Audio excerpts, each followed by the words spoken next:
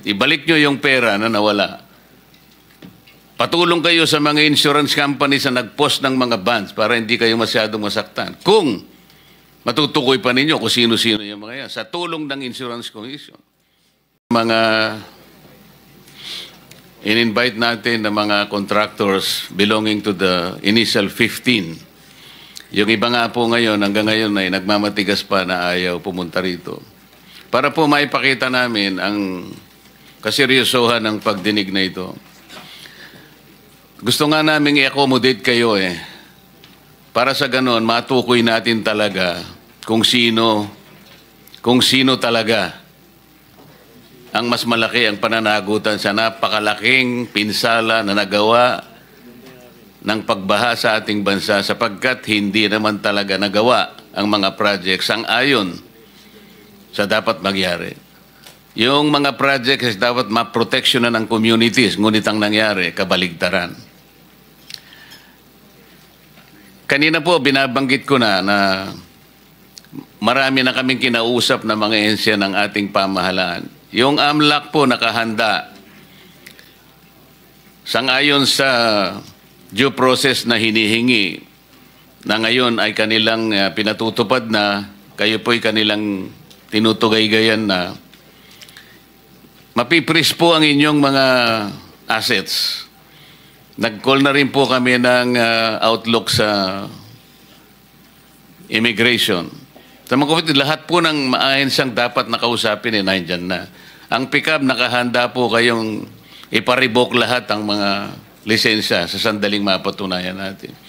Ang DPWH may karapatang mag-blacklist yan sa ilalim ng kanilang pamamahala.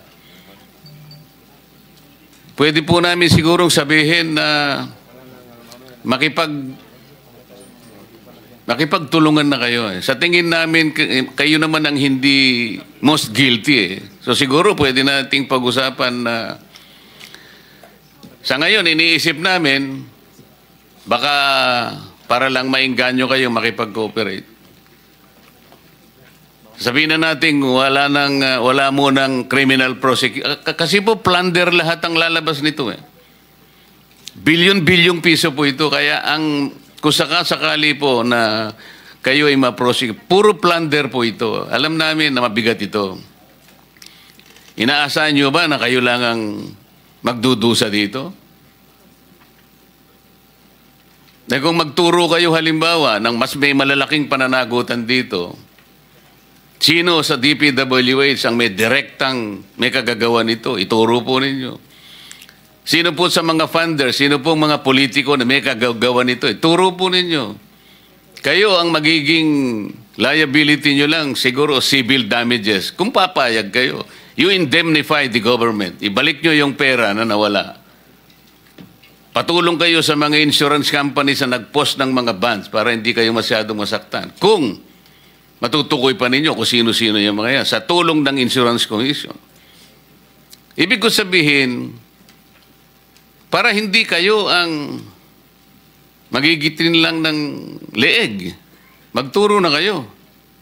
Yan po yung gusto namin mangyari rito. Bagamat meron pong nagbigay na ng mga feelers, ngunit hindi namin alam kung paano namin kayo matutulungan hanggat hindi po kayo magsasabi talaga. Meron po talagang sumulat sa amin na nagsasabi na gusto na nilang magtapat, ngunit ang sabi nila, nanganganib po ang buhay namin at buhay ng aming pamilya. So kayo po ang magdesisyon diyan. So let's proceed. Sino po ang gustong makapagtanong? Before that, Mr. Chair, I would like to request the COMSEC to administer the oath to all resource persons present here today. May I proceed, Mr. Chair? To all those who are here for the first time, kindly stand and raise your right hand. Stand, please.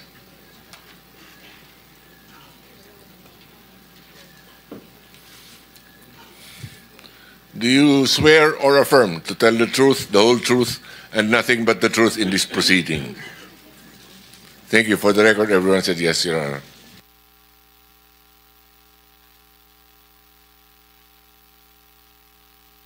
The minority there may want to...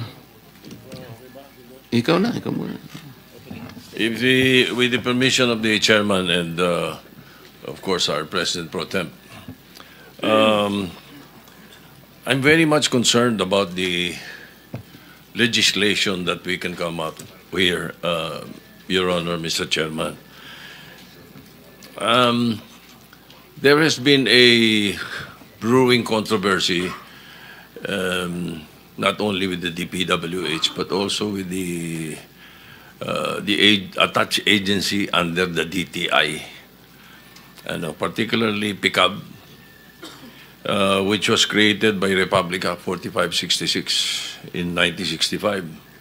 As a matter of fact, in that Republic Act, the 3 board members of PICAB should be submitted to the Commission on Appointments, which they have never done. It was amended by PD 1746 in 1980, but I think it's about time we amend this, Your Honor, Mr. Chairman. Right now, the PICAB, the Philippine Contractors Accreditation Board, is under the CIAP, the Construction Industry Authority of the Philippines, which is an attached agency to the DTI. Palagay ko, after this series of questions that I would like to propose, Mr. Chairman, we would be able to come up with a law or an amendment to 4566 so that we may streamline these issuances of licenses and the like as far as contractors are concerned. So with your permission, may I proceed now? Proceed. Thank you. Mr. Chairman, the Alpha and Omega Construction and the St. Timothy Constructions were included in the top 15 flood control contractor list by President Ferdinand Marcos Jr. On the SEC papers, ibang owners and composition of the company, but in actuality, alam naman ng lahat na iisa lang ang may-ari nito. Alpha and Omega, St. Matthew, St. Timothy, and St. Gerard Construction Corporations were registered in the SEC and PICAB with different addresses, but all in Pasig City. However, in the 2022 case of St. Timothy et al. Versus the BIR, with CTA case number 10472, iisa lang ang address nilang lahat. Number 35 Tatco Compound, Jacinto Street, Malinaw, Pasig City. Now, my question for PICAB is this. For PICAB and the SEC, do you agree that there is material misrepresentation?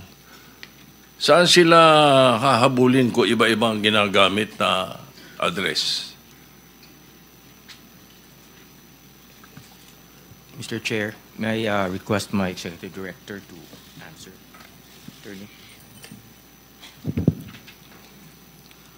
What is the name of the person who will reply to the query of Senator Soto?